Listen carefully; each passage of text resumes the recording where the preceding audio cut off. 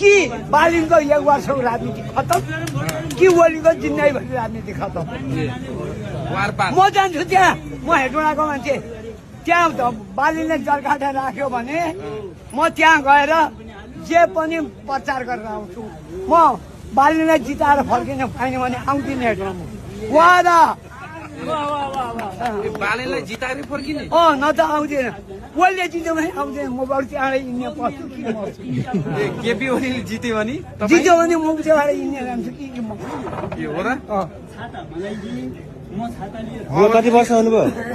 कति वर्ष पुग्नुभयो? म 1 साल मुछिरिया कतेको 82 सालमा हिँड्दैछु। शेरबहादुर प्रधानमन्त्री भयो भने के हुन्छ त बुवा? वो शेरबहादुर अब त्यो कुकुर कुर्दा यो अति मात्रै कुट्यो, पार्टीले खतम पारियो। के शेरबहादुरको कुरा के गर्ने? आज त्यो पार्टीका गुन्डाले दबाएर चाहिँ वाइ वाइ गरेर पो त्यो